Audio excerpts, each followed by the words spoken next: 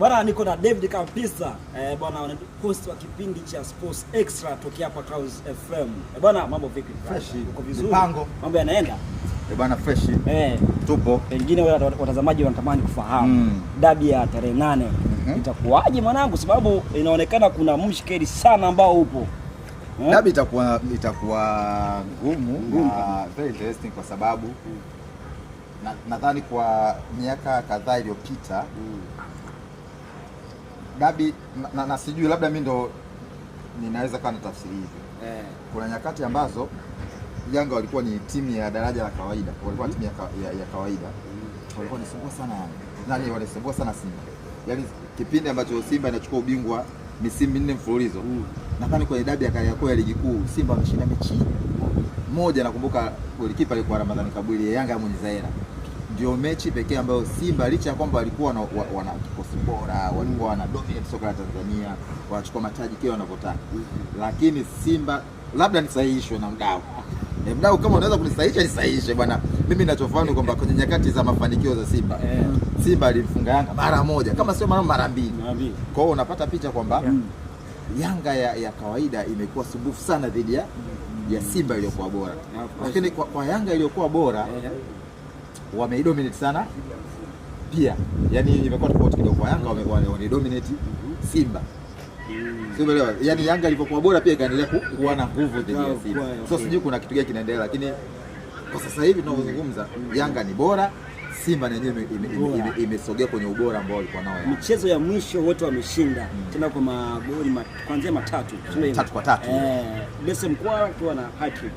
Lakini mchezo wa Yanga Aziziki kapiga chuma mbili. Alafu na Boka dakika moja. Sasa inawapa confidence gani mchezo ambao imepita? Kwa sababu wameshinda na wanaingia kwenye dabi. Hizi mechi zinachezwa ndani na nje ya uwanja. Kiaje sasa? Kwa hiyo nje ya uwanja wewe kama unavyosikia, lakini saikolojia ina play part kubwa sana kwenye mechi. Kwa hiyo saikolojia kwanza, timu zote zina matokeo mazuri. Timu zina wachezaji wazuri. Simba anakwenda kwenye mechi akiwa ana rosto ya kuto kushinda dabi kwa muda mrefu, kapasuka mara 4. Wewe unahitaji sana. Ana jaki noma. Unajua yani hivyo, lakini Yanga wanakwenda kwenye mechi kwa tahadhari kwa sababu wanajua mpinzani kiuhalisia sasa hivi yuko vizuri, ambaye ni Simba. Wana timu sasa hivi inaweza kushindana kwenye uwanja, ndani ya uwanja timu hazitofautiani sana. So kwa mazingira hayo Yanga wamesha seti standard yao pale. Kwa upande wa Simba wamenyanyua kiwango chao kutoka ambako kulikuwa na gap kubwa baina yao na Afrika. So nadhani yule ambaye atakuwa na saikolojia nzuri siku hiyo husika na wachezaji wakamka vizuri ndio atakuwa na faida ya matokeo. Otherwise ikitokea sare itakuwa ni failure. Au sio? Ikitokea sare itakuwa ni matokeo. Tuachane na dabi. Jana tumesikia tetesi za Arikamu. Hii imekaaje? Tazama kwamba kufungiwa na kosa gani kubwa na yeye kufungiwa. Unajua ukiwa kiongozi kwa mujibu wa kanuni walizowekewa, kuna vitu utaki kuviaddress nje ya mfumo.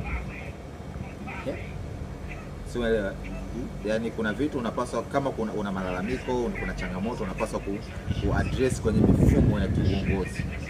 Kuna vyombo ambavyo vipo kwa ajili ya kupokea malalamiko ama ushauri na vitu kama hivyo.